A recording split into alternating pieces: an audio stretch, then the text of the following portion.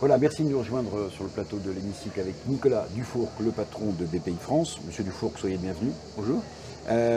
Recréer l'espoir, c'est le thème de ces rencontres. Oui. La France est un peu désespérée en ce moment. Elle est constamment désespérée. Ça va. Il y a tellement de bonnes nouvelles. Moi, je vis dans un monde de bonnes nouvelles. Alors, je vis dans un monde d'entrepreneurs qui font des choses extraordinaires. J'ai des semaines de... Alors, peut-être que je suis un ravi de la crèche, mais je ne crois pas. Je vois tellement d'usines qui montent, d'entreprises qui se construisent, d'entrepreneurs qui déploient, d'étrangers qui nous admirent. Donc, j'ai pas de problème d'espoir, moi. BPI France, aujourd'hui, vous êtes à un poste évidemment d'observation absolument hallucinant. La France, ça devient une start-up nation ou ça redevient un pays en voie d'industrialisation? C'est les deux à la fois. En fait, ce qui se passe, c'est qu'il y a un mouvement sociétal très profond en faveur de la liberté, on va dire, et donc de la liberté entrepreneuriale. Vous avez de plus en plus de gens qui se disent au fond, j'ai envie de tenter ma chance. Voilà, et j'ai envie de démarrer une aventure personnelle.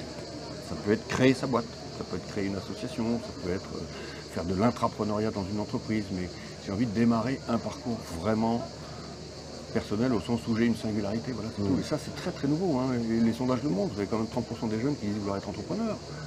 Ça n'a rien à voir avec la société française des années 2000. Donc il se trouve que les équipes de BPI France sont là pour absorber cette demande qui est énorme et la financer, l'encourager, envoyer des consultants, créer des écoles, des accélérateurs, etc. Et ça marche. C'est à la fois de la tech et de l'industrie, et des services, et de la tech. Donc c'est le en même temps, quoi. C'est à la fois une start-up nation, c'est un pays en voie de réindustrialisation, monsieur Dufourcq. C'est une économie qui est féconde. Bon. C'est générationnel, c'est-à-dire vous dites il y a 30%, parce que moi, je fais partie des boomers maintenant, Nicolas. On n'avait pas cette idée de créer sa boîte, donner du sens à son travail, demander à la boîte sa politique RSE, on n'avait pas tout ça en tête, nous. Alors, écoutez, je ne sais pas, chacun ses parcours. Moi quand j'avais 25 ans, j'ai créé 4 PME. Ah bon? Mais c'était les années Tapi, il faut se souvenir. Il a eu plein de défauts, Tapi, mais il a eu cette qualité qui est de dire tout est possible. Regardez d'où je viens, regardez ce que je peux faire dans ce pays. Ça a donné beaucoup d'idées à beaucoup de monde à l'époque. Ensuite, il y a eu la vague Internet, que j'ai vécue. Avec l'explosion de la bulle Internet dans les années 2000. Ensuite, il y a eu l'explosion qui n'était pas du tout le fait de la France, l'explosion américaine. Et puis, voilà, la lame de feu est venue brûler tout ce qui avait commencé en Europe, malheureusement. Mais il y a eu un moment entrepreneurial extraordinaire. Avec une punition ensuite, effectivement, 2002, 2003, à peu près. Boursière.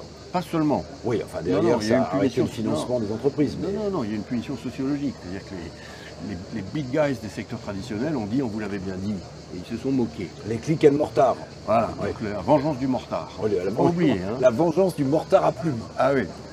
Et non, mais ça a été important cette affaire. Et toutes les entreprises qui sont nées à ce moment-là, dans la tech, sont devenues extraordinairement résilientes. Et la plupart des belles fortunes se sont faites là. C'est là qu'a commencé quand même éventuellement Xavier, avec Free. Nicolas Dufourcq, il y a un sujet là qui nous prend à la fois la tête et qui prend notre admiration, c'est l'émergence exponentielle de l'intelligence artificielle. Oui. Bon, tout le monde parle de OpenAI, de ChatGPT, etc. Oui. Comment est-ce qu'à BPI France, vous incluez dans vos perspectives de financement, de développement d'entreprises qui viennent vous solliciter pour des projets? Comment vous avez quoi? Vous avez des experts qui sont au top du top de l'intelligence artificielle pour savoir comment elle va être embarquée, quel projet financer? D'abord, on a les doigts dans le pot de confiture, si je puis dire, puisqu'on finance beaucoup les startups de l'intelligence artificielle française. Dans les 4 années qui viennent, on va mettre 5 milliards d'euros dans l'intelligence artificielle française. Voilà. C'est quand même un beau chiffre. Ça veut dire que des beaux projets d'intelligence artificielle générative, ou pas d'ailleurs, ne pourront pas dire qu'ils ne peuvent pas se financer en France. Voilà. Donc ça, c'est déjà un premier message. Ensuite, dans les usages propres à la banque, effectivement, on a des remarquables équipes sur ces sujets.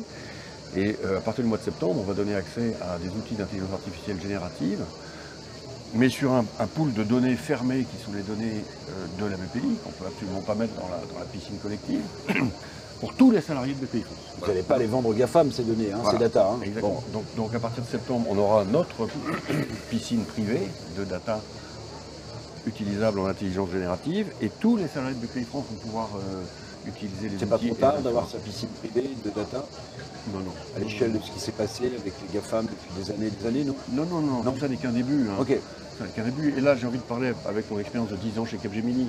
Je vis cette révolution d'intelligence artificielle générative comme une nouvelle étape d'une révolution qui est à peu près permanente, où à chaque fois on a expliqué que c'était la dernière et qu'elle était radicale. Il y en aura encore d'autres.